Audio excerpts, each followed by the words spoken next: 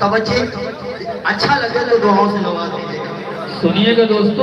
اچھے دنوں کی آرزو، اچھے دنوں کی آرزو، قرآن کے بغیر فردوس مل نہ پائے گی، فردوس مل نہ پائے گی. قرآن کے بغیر فردوس مل نہ پائے گی، قرآن کے بغیر دعویٰ نبی سے.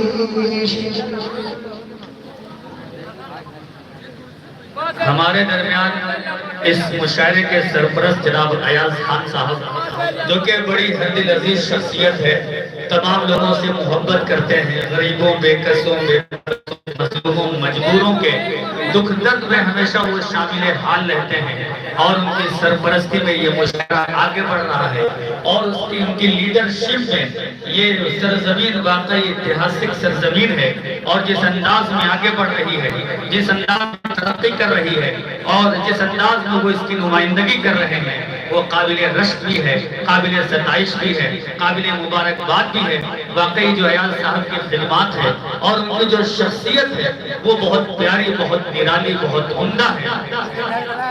آپ کے ساتھ ہمارے مہمان خصوصی جناب حاجی عطاء الرحمان صاحب بھی تشریف لا چکے ہیں، جو کہ سابق وزیر ہیں اور بحیری کے ایم ایل اے ہیں، بحیری بریلی اتر پردیش کے ایم ایل اے ہیں. واقعی آپ کی شخصیت بھی بڑی خوبصورت اور بہت پیاری ہے، اسی لیے آپ تمام لوگوں نے اپنے ووٹ کی شکل میں چنا ہے اور آپ کو اس ایوان تک پہنچایا ہے جہاں آپ بے کسوں کی آواز کو بلند کرتے ہیں، بے بسوں کی آواز کو بلند کرتے ہیں، جو پریشان حال لوگ ہیں یا دبے کچلے لوگ ہیں ان کی آواز کو بلند کرتے ہیں. اس لیے کہ کوئی بھی شخص، کوئی بھی سماج اپنا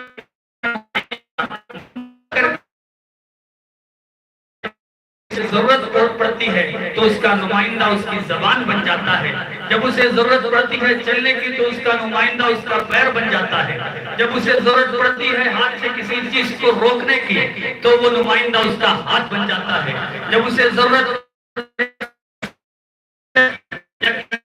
کو دیکھنے کی تو وہ نمائندہ اس کی آنکھ بن کرتا ہے.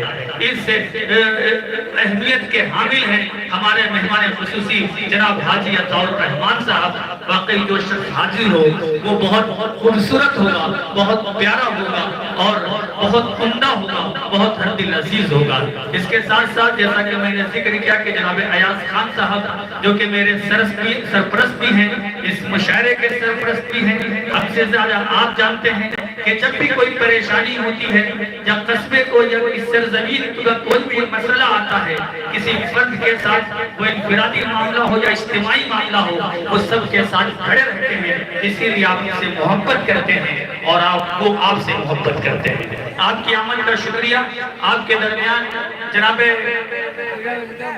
جناب عزیز جربلی صاحب بہترین کلام سے نواز رہے تھے. انہوں نے واقعی جو ماحول تیار کیا ہے اور آپ لوگوں نے ان کے کلام کو جس انداز سے نوازا ہے وہ قابل رشک بھی ہے، قابل ستائش بھی ہے.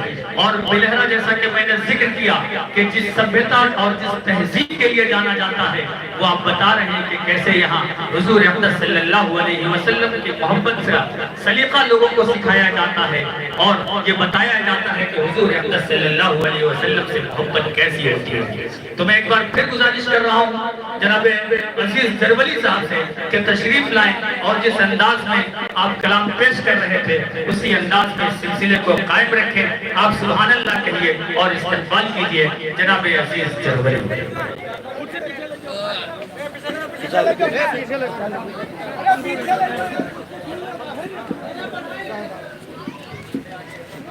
اس کو یہ جو بھی کام ہے دلیل وغیرہ بچھانے کا اس کو نپٹا لیں، اس کے بار بار ڈسٹرب نہ ہو.